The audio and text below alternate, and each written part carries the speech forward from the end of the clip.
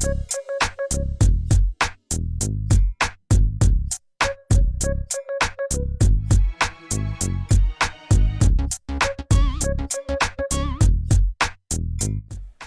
everyone, how's it going? Hopefully you're doing better than me, as you can probably tell already. I'm not feeling quite myself. I'm a little bit under the weather here, but you know, we're gonna push through this. It's gonna be good.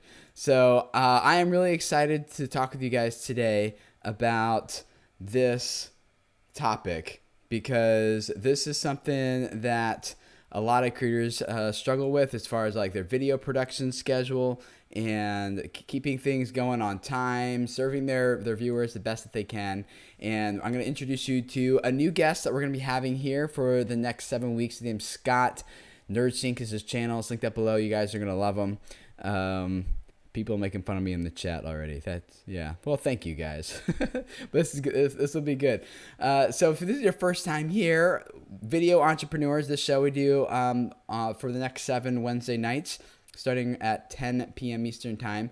And it's me and 5 other full-time YouTube creators. And we are just talking about issues that we have, questions that we're working through, roadblocks that we have about our YouTube channel and our business that surrounds our YouTube channel. And we're just helping each other out. Scott will be in the hot seat tonight. We'll help him out, but hopefully we'll do that in ways that also help you know how you can best think about your own problems, your own issues, your own things that you're bumping into on your own channel so that you can grow a channel on YouTube that'll be successful and reach a lot of people and impact lives. And so that's what we're going to do here today. We're looking forward to talking about our production management and team management and things like that. So if you want to catch up on previous episodes, in the links in the description below, you'll find that you can check us out and download episodes from iTunes, SoundCloud, and Stitcher. I take the audio of these and I turn them into a podcast, which is fun. You know, record a little intro and outro for you and add some additional thoughts that I have and things like that. If you want to get notified whenever we go live, because I know it's kind of it's a big deal to be able to put this on your calendar, tell Siri on your phone to remind you at a certain time, you know, those types of things. I will be happy to send you a text message as soon as we go live. If you are in the chat right now, tell us if you are one of those people. There's a couple hundred people that get a text message every time I go live. And if you want to join that list, I'm happy to send you one. Just text the word VC Live to 43506. And again, the info's in the description. VC Live to 43506. Huge thanks to my friends at techsignal.com for setting me up with that, and I will send you guys a text message when we go live and just interrupt whatever you're doing so you can come and hang out with us. So we're going to get into a lot of your questions, a lot of your feedback here as well, so leave those in the chat. Heidi is there. Her name is Scandinavian Today, so if you see her in the chat, she's helping me moderate this and taking your questions and feeding them to us. We're watching the chat too, but that kind of makes it a little bit easier as things start to pick up the pace here throughout the live stream. So say hi to her, and thank you, Heidi, for helping us out here.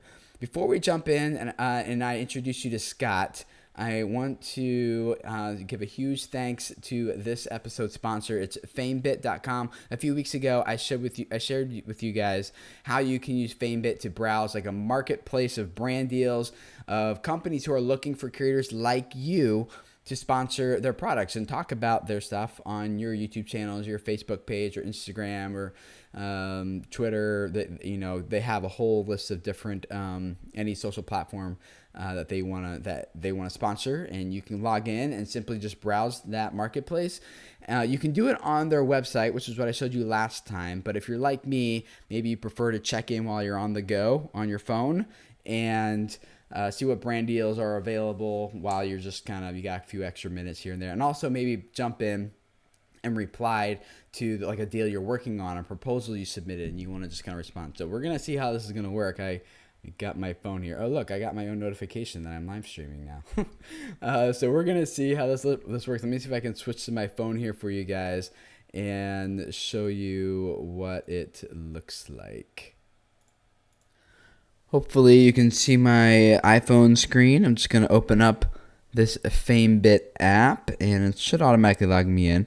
And what you can do is just browse all the different brand deals that are here available for you guys as creators, which is really cool. So you can go here to all channels if you want, and you can say, all right, I'm only looking for brand deals that I want to do on my YouTube channel, let's say, for example, and let's say something in the tech industry, and I can start looking through some of these and see which one of these might fit well for my audience. So let's just say I find one. Let's just go with like this music lover Bluetooth earphone unboxing review. It's going to pay around $100 to $250. I can look at it here, see like this one's actually looking for YouTube and Facebook, and see the due date they're looking for, read a little bit about it, requirements that they want for it, and then if I like it, I can just tap on send proposal here at the bottom and enter my fee for how much money. Let's say I'll do it for like $250, and I'm going to complete it. I'll tell them I'll have it completed by, October 12th. Type in your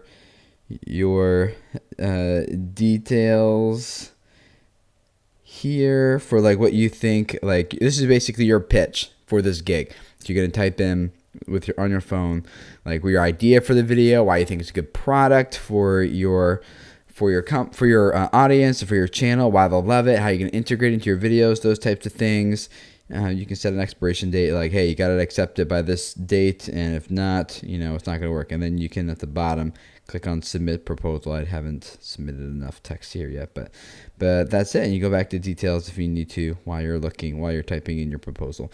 So that's how it works. I think it's a really good way for you to see what kind of brand deals are available while you're just on the go, and always stay up to date and on top of what's available and the options you have. And then this bell up here will give you your notifications. If you're in the middle of a brand deal or you submitted some proposal, this is where the communication will take place between you and the brand right here, both on their website and here on mobile.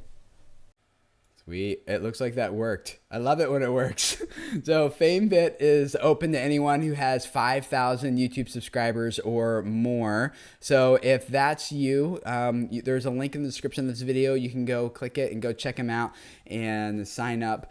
I love them. I've been using them for a while. I know that link in the description will take you straight to the page that you need to be at as a creator, and they have other pages on their website. You're a brand or you're a creator, that will take you straight to their creator page, and you can go, if you have 5,000 YouTube subscribers or more, you can go sign up, check it out, and start browsing the list of sponsorship they have available right here, right now, today. So go check it out. Let me introduce you guys to my friends here. Hello, everybody. How you doing? Hello. Hi. Hey, how's it going? Hey, guys. It's good. Well, you're all doing better than me because hopefully you guys aren't going to get annoyed like listening to me and going to bail on the chat here. But so far, everyone's been pretty polite. So let's go through. Let's introduce ourselves real quick for people who might not know, who are just kind of jumping in here for the first time. And Scott, let's start with you and tell us what you're all about, your channel's all about. You can find all their channels linked up below. Yeah, so my name is Scott. I run a channel called NerdSync, and every week we talk about superheroes in comic books and use them to teach about real-world history, science, philosophy, art, and culture. Cool. So let's go through. So I'm hearing big feedback from somebody. Chad and Melissa, will you guys go next? We are Clean My Space. This is Melissa Maker. I am Chad Reynolds. She is the star. I'm the executive producer, and we make entertaining and informative cleaning videos and have for the past 6.5 years. And that is that. Cool. Derek? I am host of Comment Cocktails, a little YouTube channel that talks about cocktails, how to make cocktails, how to best prepare cocktails, brand reviews, spirit reviews, and kind of everything you need to know so that when you walk into a liquor store and there's lots of colors and brightness and weird bottles, that you select things that are best suited for you based on what you've seen me do. And I yell a lot. Okay, cool. Antonio? Yeah, so I use science and military history to teach men about why style matters, and I own realmenrealstyle.com. Cool. And Shannon? Hi, I'm Shannon. I'm the creator behind Bounce Patrol, which is a show for kids. So we do nursery rhymes, original kids songs, and we get kids up and bouncing along. Yes, you do. my kids start bouncing. So Scott is in the hot seat tonight. It's also his first week to hang out with us. As some of you guys may know, Mitch was here, and Mitch had to go attend to some other commitments, things that came up, and I was like, after we talked, I was like, dude, yeah, you totally got to go do this other thing. So he's off focused on some of those things, and Scott is going to be jumping in for the next 7 weeks on our panel here of co-host. You guys can check out his channel below. But Scott, you're jumping right into the hot seat. Yeah, I know. It's gonna be awesome though. So how can we help you? What do you want to talk with us here about today? Yeah, so this is actually a problem that I've had basically since the very start of doing anything with YouTube, which is I've never known how to get ahead of schedule. And I think that's just because of, it's something that I've struggled with my entire life even before YouTube. But I feel like especially now that this is something that I make a living off of, I probably should get better at it. So we try to put out 3 videos a week, but what's been happening more often than not these past couple months is we've been late, videos have just not gone up. So our schedule is basically non-existent at this point because I just can't get ahead. And even when I do, there was like a time when I was like 2 weeks ahead on videos, we just fell right back into, not putting out things when they should be out. So I wanted to know if you guys had any suggestions for that, and if you guys are ahead of schedule, or if you're like me and going week to week, basically. Yeah, why don't you give us some background before we jump into that, what your production schedule currently looks like, how much is going to into each of your videos, and the whole process you kind of take from beginning to end, and the timeline that you're covering with that. Yeah, so our videos take a lot of time and energy to produce. Writing could take anywhere, like research and writing could take anywhere between, I could do it in a day if it's a very simple video that I know what I'm going to talk about. But if it's something, usually anything sciencey and philosophy, I have to really dive in and give that a couple days of research, because I'm a college dropout, so I don't have a degree in anything. And here I am trying to teach people about stuff. So that can take a couple days. And then, of course, there's the editing side, which thankfully I have some very talented people helping edit. But even then, that can take, another 1 or 2 just to get everything together and make it pretty and polished. And, I've been trying lately to before I used to just say, all right, the video has to be up on this day. But lately I've been kind of going, if it's not ready, I don't want to push out a video that's not, exactly how I want it to be, which has led to us having late videos. So cool. So how long was the whole process usually? Average probably about 3 or 4 days per video, I think. So like 40 hours we're talking about, 60 hours ish. Yeah, I've never really clocked it, so I don't know for sure. Plus, my sleep schedule is sporadic. That I sleep whenever I'm tired and get a break, and then I wake up whenever I have work to do. So yeah, it's spoken like a true YouTuber. Spoken like a YouTuber. Yeah. That was me before kids started forcing me up, whether I wanted to be up or not. But I wouldn't discount the whole college dropout thing. I graduated college as a computer science major. I wrote code for 12 years, and now I make cocktails, and I've never worked at a bar ever. So Really? no, I have bartenders that follow me that take what I say very seriously. So I've had to, do like you and do a lot of research ahead of time, because you don't want to, when you become an influencer, you don't want to make those type of mistakes. Even if, if I do it, I try and just kind of offhand say, well, this is my opinion, or, this is what I think, or this could be complete bogus. So you could easily kind of get around that. My schedule, and it sounds like you are putting in a lot more work than I do. I produce videos every day, and that's the workload. It's just every day. So I record every 2 weeks. Fainted. Yeah, I know. If I tried to do a video a day. Right. Yeah. So, but what I was doing for a while to make longer form videos is I would put out, and what I've started to do now actually has worked really well, is put out really, 9-minute, no crazy graphics, no flippy doos in Adobe After Effects. Just put out something that that brings a lot of views and a lot of interaction, but only really requires research, right? Not that much, like 3 hours of research. And, you know, even I'll generate 4, 5, 6 of those videos and I'll edit them real fast and I have them in my back pocket. So like what you're doing is if you have a slip of a schedule, just throw one of them out. Like if you go on vacation, if that's allowed, or if, you know, you have to go to a comic event or something and you need to have that time, I always have these back pocket, non-time sensitive, you know, doesn't make a difference. And you just whip them out when you need them. And then people are like, awesome, new content. And they're not really worried about the fact that it's not part of an original series. That's at least my first thought. Yeah.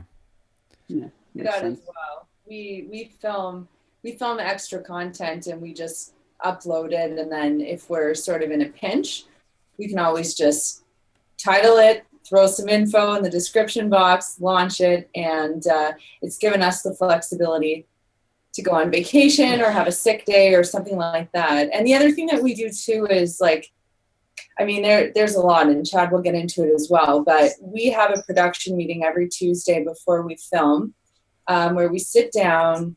Chad plans out the 2 coming weeks ahead. So what's our Wednesday, what's our Saturday video, and then we sort of work backwards. Our editor / camera B knows what's going on. I know what's going on. We sort of run through the points of the video, and then we're all kind of on the same page. And we all talk about upcoming vacation dates at the meetings. So that way, if we're going away for work or leisure or our editor's going away, we can plan accordingly. And we take that really seriously because we've been, it like really ruins your life if you have a set schedule and you don't have a video ready to go up. So we've learned, I mean, you know, we're planning a trip in January, and we've already started talking about how we're going to start bulking up our shooting schedule. So another thing that's actually really helped us as well is we've lowered the bar on what ends up being acceptable content as far as what goes on the channel. And it's the most difficult thing to do. For the longest time, for 5 years, we were 1 video per week.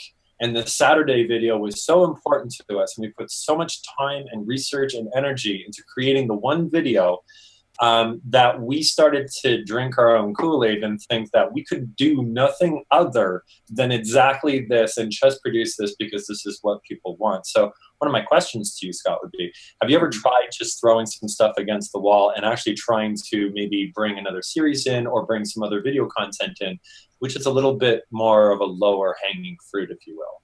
Yeah, actually, we've done that a couple times. What we have going on right now is our Monday show, Tales from the Comments, which is basically just a comment response show. And I film that usually just right here in front of my webcam. And it's very minimal editing that goes into that compared to the rest of our videos. We even tried live streaming them to really cut down the time even more. And then a couple of years ago, I was moving and I was like, I do not have any videos planned. I don't have time to do this. So what we did instead was introduce a new series that some NerdSync fans in the chat might recognize as the infamous show Headcanon, which was basically, again, just me in front of a webcam talking about basically doing no research and writing. It was more just like, here's an idea that I have that I haven't fully formed yet. I want to put it out there, get your guys' opinions on it, and then we'll have a conversation in the chat.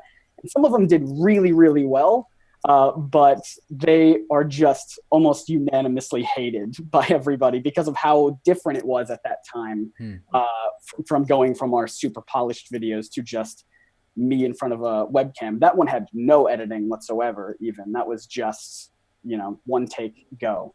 Is there something in between then maybe that would work okay? That's like not just like 1 take in front of a webcam, but it's maybe like, you know, you're vlogging it, but you're doing some edits and stuff, but instead of taking 60 hours, just taking maybe 2?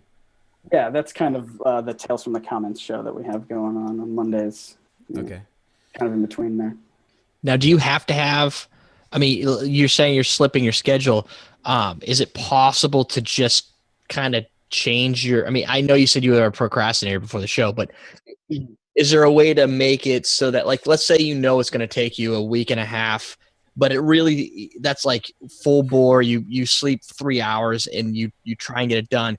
Could you, if you gave yourself an extra few days, would that alleviate it, where you just basically set expectations differently? So for instance, a bad lip reading. I probably everybody has seen a bad lip reading video at some point in time, right? If you haven't, you should go watch the bad lip reading. But those videos take forever, right? And there could be 4 months between some of them, but they still have millions upon millions of views. So the people don't seem to care. I mean, they're good. They like the content. And it seems like if you cut everything down, well, you could produce a different series. Even if it takes a little bit longer, do you feel like you're going to lose revenue or lose something by slipping the date by an extra week? Sometimes I do. I mean, really, very recently we started really pitching our Patreon to people, which is the thought behind it was hopefully that will alleviate some of that stress of needing to put out a video on time, because if YouTube punishes me for not being consistent, well, hey, we're still getting paid by the patrons anyway whenever the video goes up. So that will hopefully help me, make sure the video is ready to go and like as, perfect as I want it to be before we just push it out because we have to reach a deadline. So what I'm thinking here is, can you give us kind of, let's go a little bit more detail. Actually, let's do a few questions, but then I was thinking like, let's hear like the detailed process. And then maybe we can help you pick out like, hey, maybe you can eliminate that or merge these two together, or maybe if we can help you kind of streamline your process a little bit. But you guys in the chat are asking some good questions. The dog vlog is a common question I get a lot. I think anyone who's a YouTube creator gets this question a lot. Is what kind of software are you guys using to edit? I'll be switching from Final Cut Pro 7 soon. I use Premiere Pro and After Effects, and my editor also, our team uses Premiere Pro and After Effects. What do you guys use? Same thing. I'm the same. I'm Premiere Pro. Premiere. Yeah, all the CC stuff. I've got like After Effects. I mean, I try to stay away from After Effects more now than I used to. I do a few little things in there, but it's a time suck. So usually it's just Premiere. But I was a Final Cut X person 3 years ago, and I migrated out of there just because the Mac Pro was faster with Adobe. Yeah. We're Premiere as well, the full Premiere CC suite. I don't edit anymore. And Scott, I handed it off as soon as I could. So I took what AdSense I had at the time and I gave all of it monthly to a video producer. Basically, I found a great video editor. My wife was my video editor for the longest time. And I mean, it just became something that was very tedious. I remember when we had our third child, and I remember this is it. She's breastfeeding and she's editing video because we got to get something out. And I'm like, there's something wrong here. And so we decided, like, I'm going to find somebody. I gave him all my AdSense money, and I'm like, just make my life easier. But here's the thing I did is I said the check goes out no matter what. So I can't stop that check. He's getting paid. And it's like, I have credits with him. And if I don't use those credits, like I don't have the videos to him, I lose the money. And you can bet I don't want to lose that money. So I'm always making sure. So I set an artificial deadline, Scott, and that artificial deadline forces me to get ahead. Otherwise, I'm out money. And my video editor loves it because he gets a steady paycheck every single month, and he's very happy. And I love it because near the end of the month, if I see, wow, I have 4 more videos I have to film, guess what I'm doing? Like, I don't want to lose that money. So I'm going over and I'm filming 4 videos in a day. And I like that artificial, because every deadline is artificial. Like, truly, like, we only create these in our lives. So I think you can find a way to move those up. You can kind of game the system in your favor.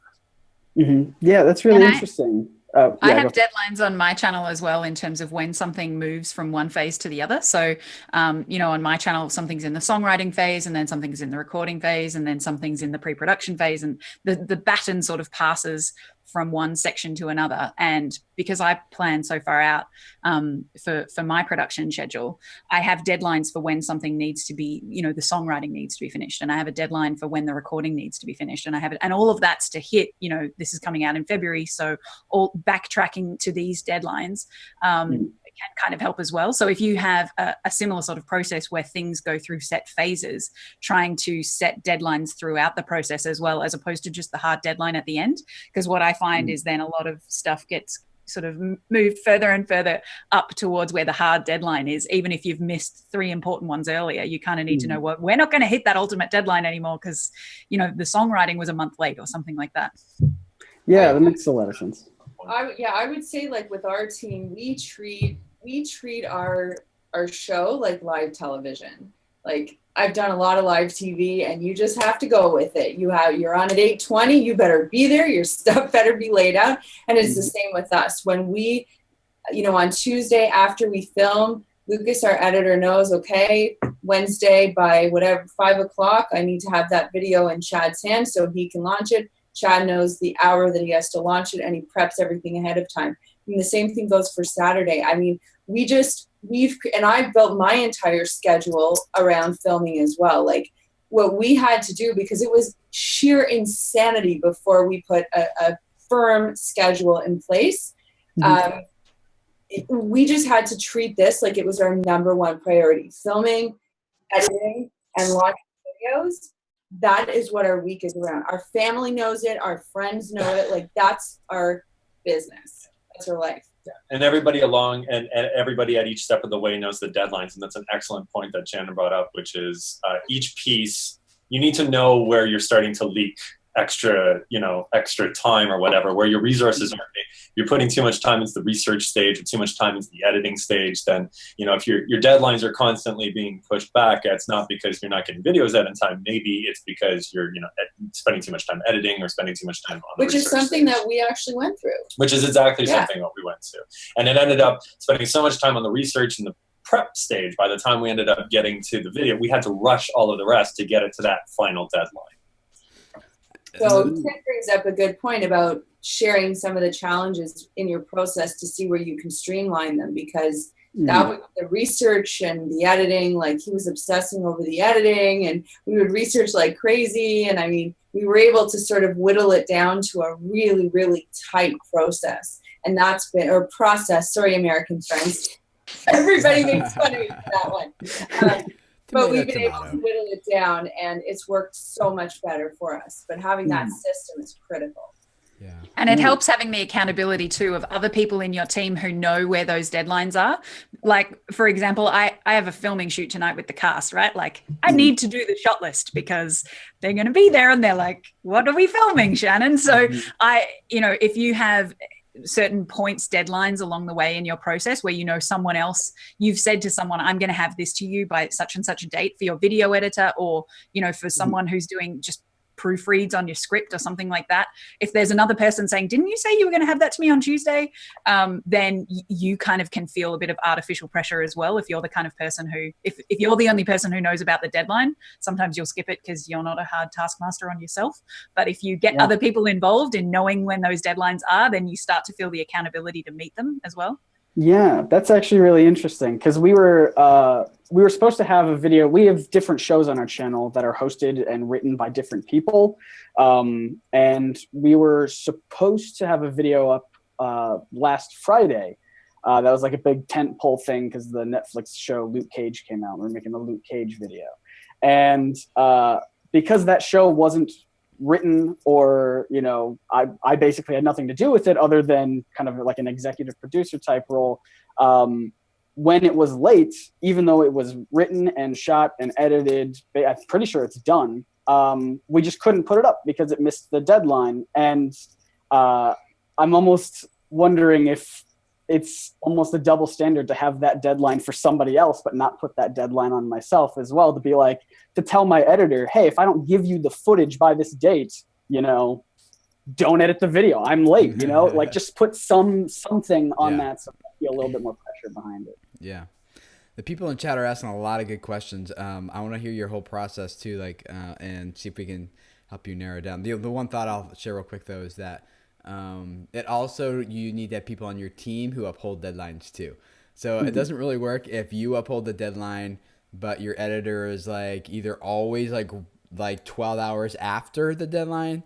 Like you're like, no. Like you're always hitting 12 hours after the deadline. You always need to hit 12 hours before the deadline, you know, or something like that. So we can talk a little about that too. But Melanie Grube, I think is how you say it, asked, does content trump uploading consistency or vice versa? So which is more important, being consistent, like a predictable schedule on your channel, people know when to come back to get your next episode, get your next video, or is it more important to just have high quality video whenever you get it out? It's two different worlds, right? Yeah. I mean, I think yes. Right. I mean, is that not, it depends on your type of your video and if people expect the unexpected, then they're going to continue to expect that. But if you've set this example, like I did, of every day, like it's every day, like that's it. Unless I came out with like an announcement and said, we're moving to every 3 days, and then you follow that. But I don't think it, I know what they're saying is basically, do you create crap content more frequently, or do you put out really good quality content less frequently? That's how I kind of read that. Is that how you guys hear it? You set a schedule for your videos for the same reason that television shows schedule television shows and movies schedule movies, and everyone who produces content schedules it, because you want to have predictability as far as when your content is released. And you should always probably be of the default position of creating the best content that you can within the confines of what you're trying to do. So if you're trying to release a video every day, the quality marker is going to be slightly lower simply because you have to produce more content. It doesn't take away from the amount of quality that you would put into it, but you do have to be limited as far as that is concerned. And if it's weekly, perhaps you have some more time. But I think what was originally said was it's a balance of both. And quality and quantity, at least there's a balance of both. But as far as scheduling, I'm a firm believer of always scheduling. Yeah, I think it depends on your content too. So if you have really evergreen content, like kids content, for argument's sake, there is a model that says you can be wildly inconsistent and still do okay. So YouTube generally is geared towards consistency and doing things on a schedule. But if you have high quality content that comes out at random times, you know, kind of the CGP Grey model of doing something sporadically but doing it really well, that can work too if the type of video that you're making suits that. If the type of video that you're making is the kind of thing where someone wants an update every week or new content all the time, then that's not going to work. But you know what, kind of, it reminds me of how way you do your channel, because I'm thinking, well, you're not, okay, you might not be consistent, but you have millions of people, and I don't, and you're doing perfectly fine with it, right? So I think to some degree, I'm going to throw this out there. I'd love to know what you guys think, but I think a newer channel that has less subscribers is going to benefit more from having a very consistent, very frequent show. And then as your subscriber base grows and you grow that power where you can produce something and you rank right at number one because the watch time's high and everything's great, then you can kind of tailor it back a little bit and release it maybe even when you want to, because you have the subscriber base to be able to handle that penalty, if you will. And the back catalog as well, because doing something, you know, every week or every month when you're first starting out means you get faster to the point. I mean, it's faster to get to the point where you've got a whole heap of videos on your channel. Whereas if you're being inconsistent to begin with, it takes you a long time to get, 50 videos on your channel. Yeah. There's a hybrid option we haven't discussed yet, which I want to hear talk with you about, which is the season, where you go in seasons. Video Entrepreneurs is not a weekly show. It's a 10 or 12 week season. Epic Rap Battles. Works for Epic Rap Battles, yeah. Yeah, it's a season, right? And so we could talk about that too. But you guys are asking a lot of good questions. Keep going. We will do our best to get to them. I see a lot of you especially asking about the tools that we're using, whether it's whiteboards or software or what we're using to kind of manage our production schedule. So we will definitely get to that question, some of these other ones you guys are asking. But Scott, I wanted to hear your process right now. Not like right now. I feel like I'm a boss now. Right now, deadline is now. But I wanted to hear your what's your process in some level of detail, not total like in the weeds, but Sure. time schedule, deadlines, responsibility, what's being passed off to someone else, when's it coming back to you or not, all that kind of stuff. Yeah, in terms of like an actual, if I had to map out on a calendar what times I do what things, it's frustratingly inconsistent. Well, that might be part of the problem then. But Yeah. I'm sorry. Go ahead. Yeah. So, I mean, I have like a whiteboard to-do list thing that is basically my lifeblood, and it tells me exactly what I need to do next. It just doesn't tell me necessarily when specifically. And so we put out a video. Our biggest video comes out every Wednesday, and so normally we're working right up to that deadline, or as of the case of today, past the deadline until we get it finished, which could, in terms of this video, be tomorrow. And then I have, we have other videos that we need to work on in the meantime. We also record podcasts and, just all the other little things that we go into. But in terms of writing that main show, it's after we get the last video out, then I start working on the next one. And that can take, a couple days of researching and writing depending on the topic. So there's no crossover? You're not working on 2 or 3 videos at different stages at different times? It's like I do one and then I move on to the next one? No, there's rarely any crossover unless it's a collab video, in which case, I'm trying my best to get ahead of schedule for that person. So like there was a person I've done a couple collabs with who has like 2 months worth of video already recorded and set to go. And he was like, hey, I want to do this collab with you. Let's schedule it for this time, but I need to film it by this week. And so in that case, I was ahead of schedule. Just the writing. So do you do any batching of tasks if there's no crossover? So you're only, I assume then you don't say today's research day and I'm researching 3 videos and I can get kind of economies on my time by doing it that way? No, normally no. It's just I just kind of say, all right, what's the next topic that I'm working on, and I'm just gonna research and write until that video is done. And then normally by the time it's done, then I have to film it and send it off to my editor, and it's most likely a day late already. So let me get this right. So you spend 2 to 3 days researching, all right? That comes first. And then after you research, what happens? Well, I kind of research and write at the same time. So I'm researching as I'm writing. So as I'm just coming across new information, writing it down. And so that whole process takes 2 to 3 days. And then once I'm done with it, if there's time, I try to get somebody else to look at it, to give it a once over to make sure that everything is clear and understandable. Okay. And how much time does that take? That, depending on the person I ask, that could take a full day.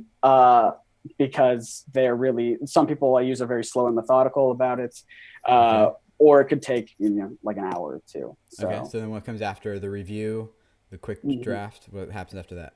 Yeah, then I sit down and record it, which could usually take 30 or 40 minutes or so, like that. Is that just audio, or is that video and audio? That's video and audio together. Okay. Yeah. And then I send it over to my editor, and then he edits it for, he's really, really fast. And I think that's part of the problem why I'm late, because I know that with him, I can kind of afford to be in some scenarios. So how quick is fast? What are we talking about timeline wise? Like he could edit one of our videos that takes a lot of, time and effort. He could do that in probably 8 to 10 hours. Whereas my other editor that I have, usually takes, full days. Like there'll be times when he'll come back and say, I haven't slept in like 30 hours and this video is not done yet. So then after he's done editing, is there like revision rounds or anything? Yep, he sends it back to me. I go over it and edit it, or I just make notes about what I want to do, or like changes that I want to make, and then I send it back to him. He also does not have a standard sleep schedule, so more often than not we miss each other, which adds just a whole bunch of dead time in the work process. Yeah. And then finally, and then in the meantime, I'm usually working on thumbnails and that sort of, and like SEO research and stuff. So then after the revisions are done, he sends you the final video, you upload it and queue it up and all that kind of stuff. Okay. So I So did anything pop out to you? So self-discovery is always better than like poking holes and stuff.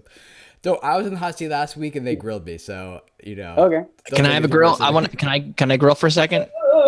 It's a quick question. I think we're all like chomping at the bit. Yeah. Here. I wrote this as the only note I have written down was, so you said you do all the R&D. That seems like something to me that you should be able to kind of push to somebody else, right? Yes. Because that's just doing research and reading, and then you can just vet it after and save yourself like 3 days, no?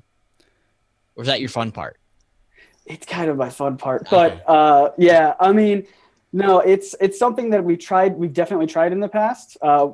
Very recently, actually, I had someone, a friend of mine, write and research a video just to see how it would work.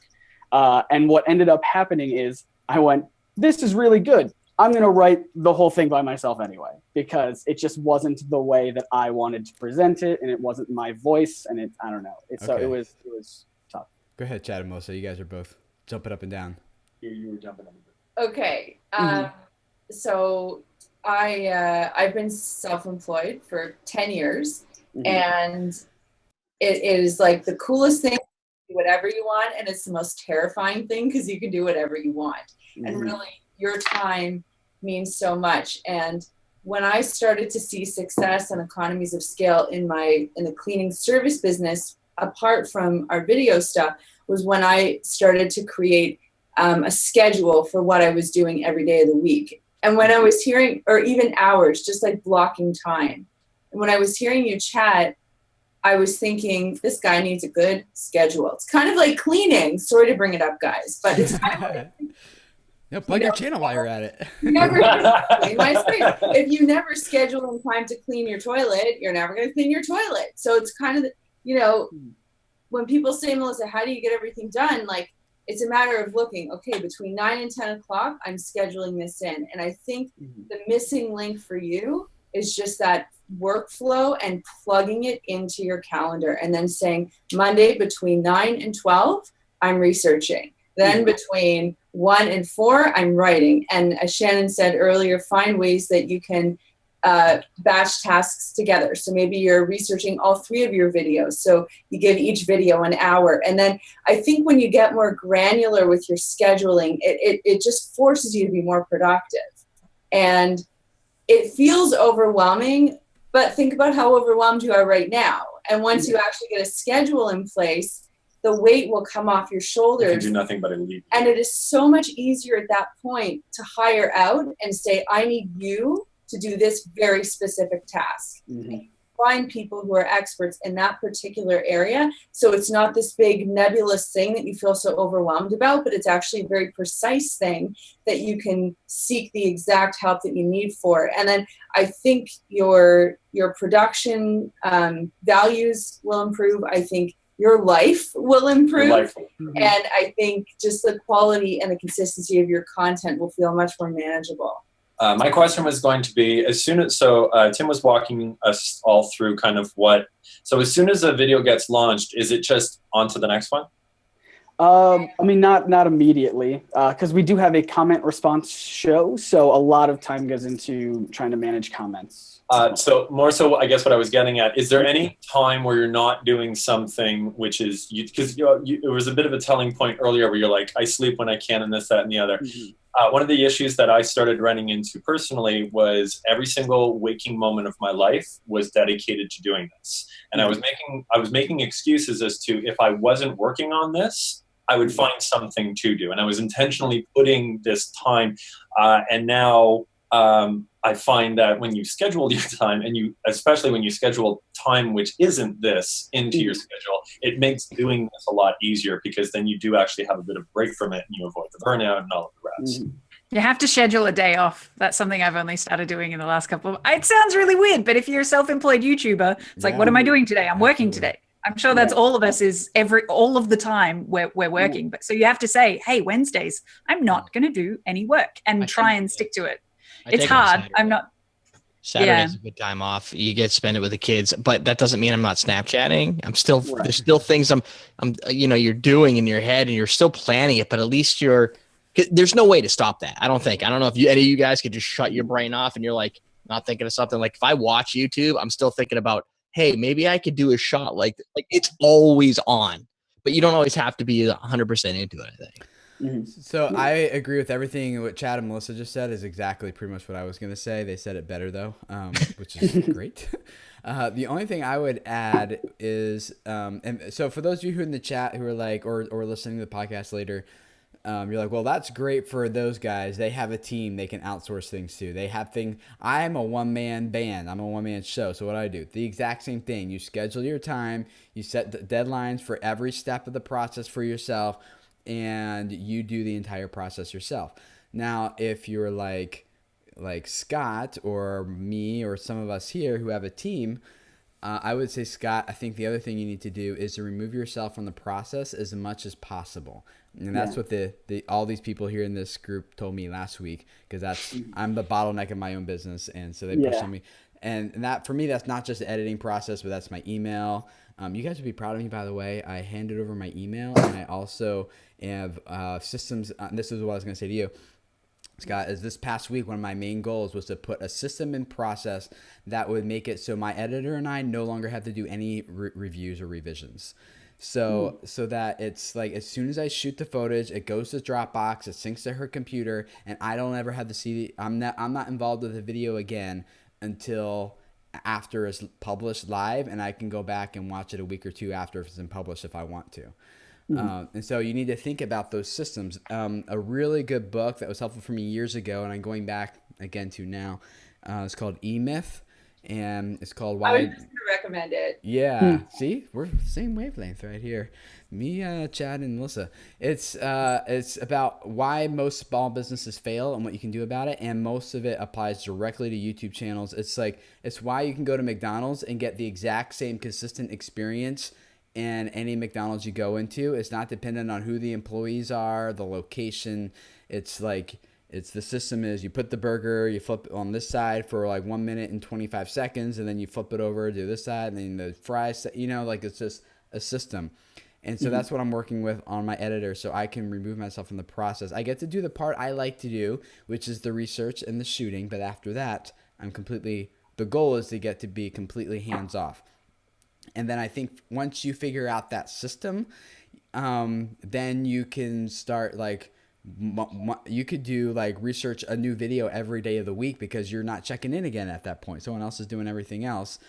The thing that I think you might have to let go of, which is what I need to do also, is, well, that end result isn't exactly the way I would have done it.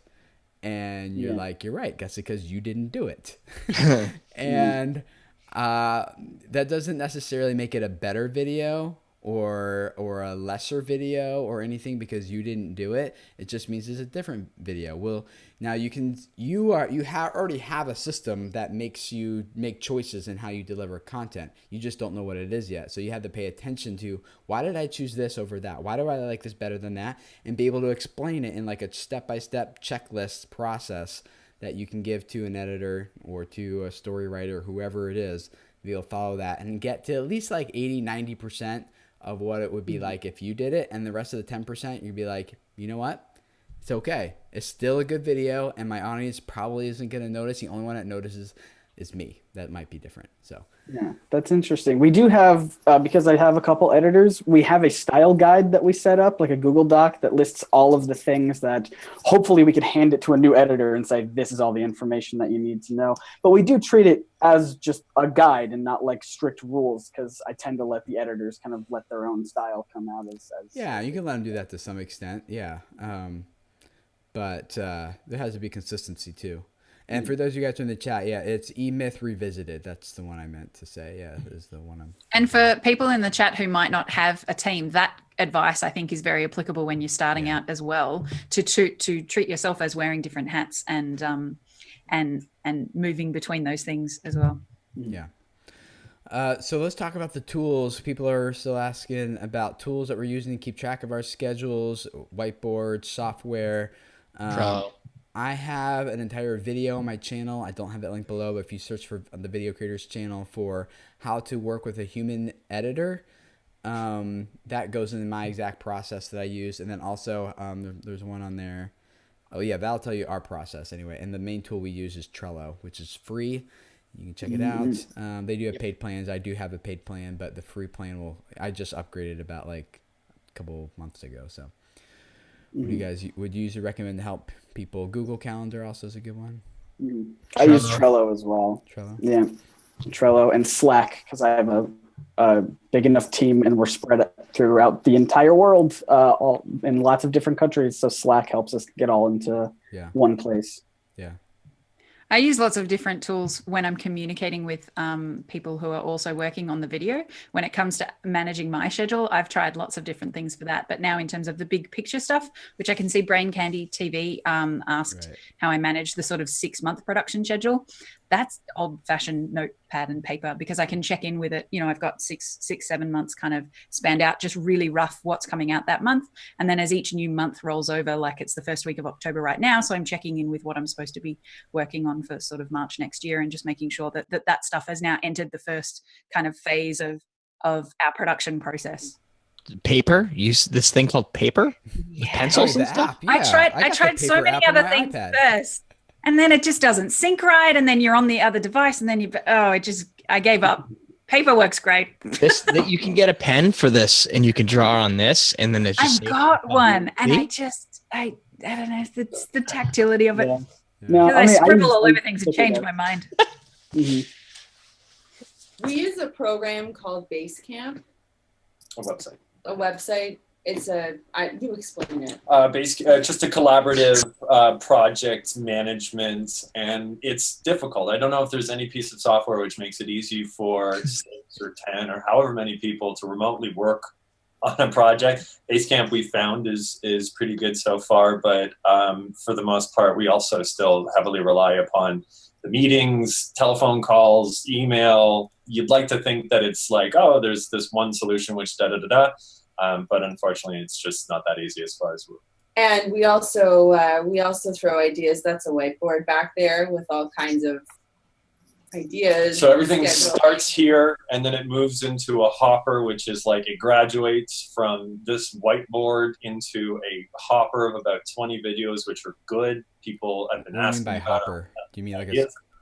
I'm sorry? What do you mean by hopper? Is that like a schedule? Just like it graduates from this into like a smaller pile, as it were. So this is a pile which is not even like, it's just, an idea. We just get comments and I'll holler to Chad, hey, add this thing to the whiteboard. Like Derek was saying, where you watch another video and you're like, oh my goodness, it'd be really cool if we tried an approach on this type of video. So it goes throughout my life. Right. And that's an idea, because for the moment it was like, wow, this idea kind of works. And then the more it sits there and the more you look at it, and the more you're like, wow, I have some really good ideas. It moves into what we kind of categorize as a different category, which we call a hopper. So you call it a hopper. I call them yellow stickies. Like the way I do it is I put yellow stickies all around my monitor. When they get to the other side, the ones at the beginning have to go. If they're not done, exactly. Or they're not shortlisted, a short list, if you will. That's probably the best way to, we just call it a hopper, but and then we pull from the hopper. So whenever we're looking for ideas, I don't have to go through all of these and weigh the ideas. I just go through the ones which have graduated past this whiteboard. So the whiteboard's the starting point.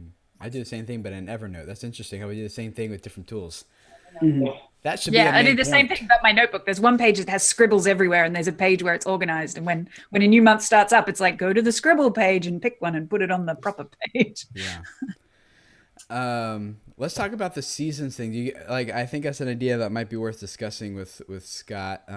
Although Scott, it does sound to me like you're close enough to being on schedule that if you just put a process in place that removed yourself from it a little bit more, and you have people who on your team who are hitting these deadlines for you, like that editor sounds like amazing.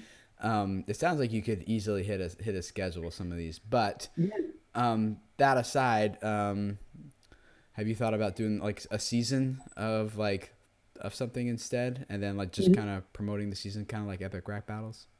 That was something that, a couple of years ago, I was like, I want to start doing seasons. That way I can get we would do something like 10 or 11 weeks in a row or something. And then I'd take a couple weeks off and then do it over again. Instead of, not just like a one chunk out of the year, but it was small, like several small chunks, and then with like kind of month breaks in between, just to kind of get back on schedule. It just didn't really work out. Yeah. Okay. Here's a good question from Jacob Flax. Do you guys have any problems other than video and audio that can affect your video production? Like, in other words, what are some of those common problems that are popping up that you find are derailing your video production process, and how do you address them? Like research, maybe. I think that would probably be the biggest one that gets in the way. Like doing the like for me, it's sort of like what Scott's saying is like, there's a video I do each week that requires research, not necessarily because I couldn't just wing it, but I like to get it right. Like you screw it up and you have enough subscribers, people start calling you out on it. And if you have real, like in my case, real bartenders and real bars looking at this stuff, they will let you know when you're stupid. So a lot of those you have to go back and double check. And I've found sources where they're all contradicting each other. Then I go to the books for certain sources, and it's a problem, right? You have to solve it because it comes before all the other stuff, and it gets in the way of all the other stuff getting done. Yeah, I mean, with comic books, there's new stories being written, every single month. And so there have been a couple times when I've made a video about something and I didn't read like the current issue of a thing. And so I got, a big chunk of the information wrong because it was like a big revelation that I just hadn't read yet. And so I had to take the video down, make a little amendment at the end, and then re-upload it just to try and make sure that the whole comment section wasn't just about this one thing. I think the biggest thing that derails ours is not staying ahead far enough. And because what happens is, like, if you don't have margin, like something comes up and it becomes a really big deal because you need this video done by a certain time. But if you're like working, like, who was it that asked the question? It was Cryptic Fox. Do you create a backlog of content by filming in advance so that you have a pool of content to pull from at all times? Yes, and I'm usually, and I say usually, not all the time, but usually working about 6 videos ahead. So I will sit down and I will shoot 6 videos. They go to my editor and she starts working on those. But I have found that if I just do like week to week or day to day or whatever the case may be, if I get sick, for example, right? Like if I would have to shoot a video sick for you guys now tomorrow, and everyone would hate that, including me, right? But if I shoot in batch and stay ahead, like that seems to eliminate a lot of most of the problems. So it allows us to be pretty consistent. Yeah, you're at 6. I'm always working 11 to 15 videos ahead. So my Trello has everything broken down for week 1, week 2, week 3. And I'm looking at, because some of them are cocktail recipes. So we line those up and my wife helps me get those in slots where they need to go. But if it's a research video, like every Friday is our educational video. And my goal is A, it's going to be cool. B, it's going to have some value that's really going to be the takeaway. And it's going to be under 10 minutes, usually under 5 minutes. And it has to be really tight with what you need to give for information. So a lot of research goes in that. And that I use for my queue is Google Docs. I just have like a brain dump of everything I need. And I move things up to the top of the pages for the things that I think are going to, they're content that I think is going to get me the most views, right? So as I'm going through, I'm like, that's good. That is going to get me views. Boom, right to the top. And I do the research and the trends and everything. And then the other stuff kind of falls down. So if I do ever run out of really super awesome stuff, which never happens, then I can always feed to the stuff that I think would be nice, but it's probably not going to net me the same view count. Yeah. Just a couple of curious questions from people. My Apple channel, as well as G-Rated Family Gaming. How many of you guys edit your own videos versus having someone else edit them for you? So you can raise your hand. So all of us, who edits their own videos? I edit my own videos. I do. Okay, so 2 out of the 6 of us. There was a lack of commitment over there. Well, it was the case for the longest period of time. I'm assuming you're pointing to me. No, it was the case for the longest period of time, and the editor who's doing it now produces pieces which are exactly like I would produce. So I still kind of consider them mine, but at the same time, Don't let him get away with that, guys. But no, I will put my hand down. I don't. Yeah. Okay. And then, does anyone know great resources? This is from G-Rated Family Gaming. Good resources for outsourcing great video editing. I have the process that I use for finding and hiring and growing my YouTube team. I have a video on my channel. I think it's just called How to Find and Hire Your YouTube Team, actually. So if you just search for that, it's a video I did with Evan Carmichael, who was with us 2 weeks ago.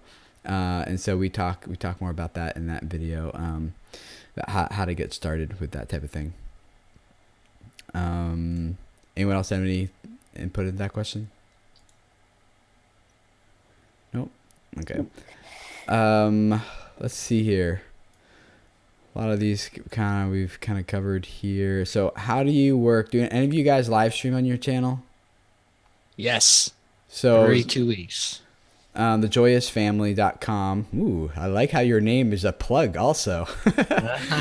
How do you work live into your scheduled content? That is super easy. It's the easiest thing you could ever do, unless you've got a comic book channel that has tons of editing.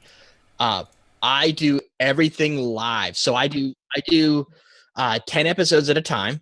So we film 10. We film 8, whatever. But we do 8 at a time. I live stream the entire process. So with my camera, the camcorder, you have that external HDMI output that goes to like a display monitor for people who would be really cool and need that. That I just pipe right into Wirecast, and I blast the whole thing out on the internet on every other Friday. We film everything, and I hit stop on the button, and it's still streaming because it's still recording over there. We move around. We talk to the audience. We interact with chat. We really bring up the loyalty. We get donations in the live stream. Then we hit record, and we do the next episode, and we go through the whole filming that way in full HD. So if you want to watch all 10, 2 weeks worth of content at once, go right ahead. Most people don't. But there's 30 to 50 people, 60 people in the live stream at a time. And I don't have to do a separate show for it. It's just part of everything I do.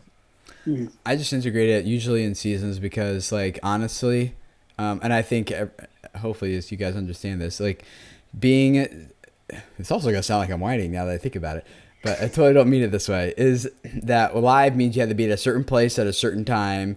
And that's okay. Like, I realize that's the way most of the world operates when they have like a quote real job. So I don't mind it. I'm not complaining, but it does, like, I have to work this into my schedule, to be consistent at it and to show up here on time every Wednesday night for you guys at the same time. So that's just how I work it in. Like the same way I would work a video is, this is when I'm going to do it. It's going to be for 12 weeks, then it's going to be done. That type of thing. I look like Chad. No, that's 100% good point. I didn't think of that. That is by far the biggest pain, is that at 6:30 p.m. every other Friday, it used to be every Friday, that's my life. Like, when I don't do that, if I don't announce it and say I'm not doing this on a live stream, I just get emails and comments saying, "Where's the show? I'm sitting here waiting and it's not on." So it is definitely it. But what it does is it does that thing we were talking about earlier where it sets your schedule. It's done. Like, I'm in. Everybody's expecting me to be there, so it gets done. Yeah, we used to do live streaming for our Monday show, which was the comment response show, and we stopped simply because my computer broke down, and it was impossible. But when we were doing them, we wouldn't stream like the comment response show for hours. We would stream for just until I ran out of comments to do, which was usually around 10 to 15 minutes, which is pretty short for a live stream. Yeah, it's almost like a Periscope right there. Yeah, and so we got a lot of people who made comments like, "I'm not gonna watch a live stream where the wait time is longer than the actual stream time." Yeah, but. Yeah, we may or may not bring it back, but we're just doing edited versions of the Monday show. Question from McCann Dogs: if something comes up that's time sensitive or impromptu, and you're normally posting on a schedule regularly, is it best to keep that content for your scheduled publish time? The way I do that is I leave Tuesdays open on my schedule for like time sensitive material. Like YouTube just made a big update, or they made an announcement and everyone's asking me, "Tim, what do you think about YouTube Heroes," for example? what I'll do is I'll just sit down and I just vlog style it in like my backyard, and very little editing, and it's something I shoot it out, like in the morning. It takes like 10 minutes, 15 minutes to shoot it. I just edit that one myself real quick because it takes maybe less than a half hour to do that, and then I just publish that on I just leave Tuesdays open for that type of thing, Mondays and Tuesdays. So that's the way I do it. I just publish 2 a day if that comes up. Yeah, you could do that too. You just add it on there. But time sensitive stuff, I don't put the whole production. I don't put it through the whole production process because it wouldn't. If it's time sensitive, it needs to just be shot and published, and that's the way it is. And usually, time sensitive material doesn't tend to be evergreen anyway. So it's not like your subscribers will see it, but that doesn't mean like it's just going to keep getting massive views for the rest of the video's life either. So I don't mind just making it pretty quick, just to get it there to my subscribers and kind of be done with it. So, Scott, you feel like you got some ideas to run with here? Yeah, definitely. You guys have been incredibly helpful. What do you give us some quick action steps? Yeah. So first, I'm gonna actually start using my calendar and put things in there. Block out time. The thing that I thought was interesting was, I can't remember who suggested it, but hey, Kat. One of you guys said to work on like one thing for an hour, move on to the next video for an hour, then the next video for an hour. Because normally what I do is I work on one video wholeheartedly till it's done, but working on it in little chunks is kind of interesting, and I might want to try that out just to see if it can make me a little bit more productive. And then I'm going to talk to my team and make sure that we set up some very strict deadlines so that we don't miss. And then processes that will enable you guys to meet those deadlines too, hopefully. Yeah. Cool. Awesome. Well, hope that was helpful for you guys who are hanging out with us here in the chat. It was great to see all of you guys again this week. I'm really looking forward to hanging out with you guys next week. Who's in the hot seat next week? I just put myself on the hot seat. I always do this every week. I'm like, oh wait. Let me tell you who it is next week. This week was Scott Derrick. I'm going to talk about how to best find and interact with sponsors. So that's something Antonio has a lot of good experience with. And in fact, Antonio and I just recorded a podcast episode you guys can check out on iTunes, SoundCloud, and Stitcher. We talked for about 45 minutes about more advanced, in-depth YouTube stuff, including how to do like $10,000 per sponsor and what do you need to do to grow to that and get to that. And is it about numbers, or is it about your brand equity? Is it about something else? So you can check that out. Subscribe on iTunes, SoundCloud, and Stitcher. And thank you, all of you guys. You're welcome. Wow, the chat's going crazy with all the thank yous. You're welcomes. I say that whenever you say thanks, I say you're welcome back to you that many times. So thanks for hanging out with us, guys. We will see you guys next week. Subscribe if it's your first time here. This channel is all about just helping you guys grow your YouTube audience so that you continue to reach people, impact their lives, and in this case here, grow a business around it that'll make all of that sustainable. So thanks for hanging out, and we'll see you guys again next week. See you then. Bye.